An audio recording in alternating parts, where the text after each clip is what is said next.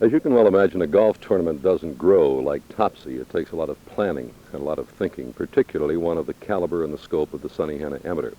So somewhere back 25 years ago, somebody had to do a lot of planning and a lot of thinking about originating a tournament such as this we are talking about today.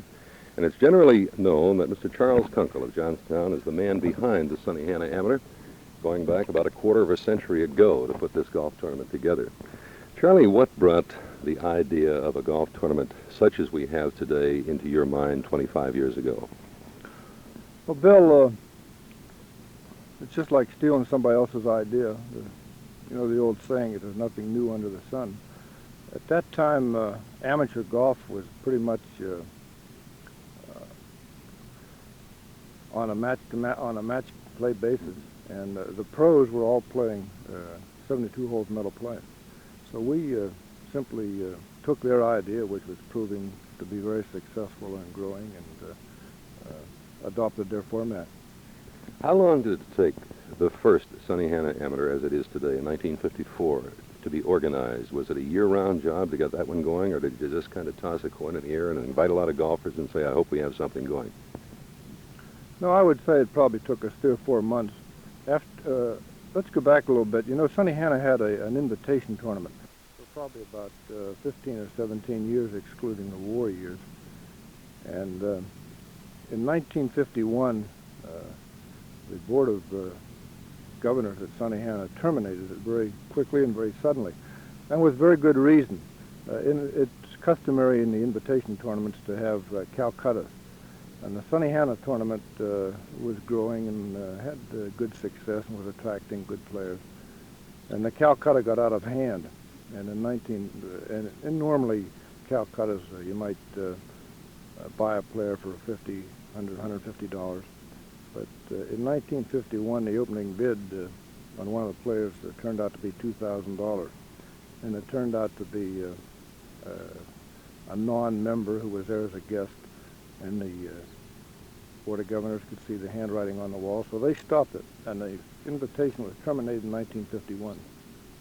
So it was in 1954, after the members had missed the tournament, that we came back, and the Board of Governors gave approval to it. We formed a committee, and these people worked real hard. There were people like Howard Picking and Hugh Wagner, Wayne Wolf, Jack Watson, people that are still active in it. Dr. Wheeling was a tremendous force in the tournament. And we worked for 3 or 4 months, and we had some good contacts from the invitation. There were people who were anxious to try the metal play, and this probably was about the first metal play tournament, and that was the key to the success of it. The key to the success of the golf tournament 20, 25 years ago is the same as the key to the success of today. It's the members. The members make it. Number one, through their sponsorships, they help pick up the tab, and that's very important. Number two, they keep the players as guests in their homes. They become closely associated. And then the other thing that was, I believe, a real milestone in the tournament was the idea to have the amateur sponsor day, which is the day before the tournament starts. This is the same as a pro-am. And for example, if you're around Sunnyhanna this week, everybody will be telling you how they played with Jimmy Simons when he was here. And when UB wins the tournament, why, the green people, they come out and they do their talking. So that that Thursday event, I think, locked in the success of the tournament. It's almost like a name-dropping tournament, and I can understand why, because so many of the Sunnyhanna graduates here, both winners and non-winners, are now the big names on the golf tour. Mr. Charles Kunkle, thank you very much for taking us back 25 years to the inception era of the Sunnyhanna Amateur. And you said something just a few moments ago that leads us right into our next guest today. We saw him at the top of the show, of course, the living legend, Mr. Arnold Palmer, a very good and close friend of yours, and with very close ties at Sunnyhanna.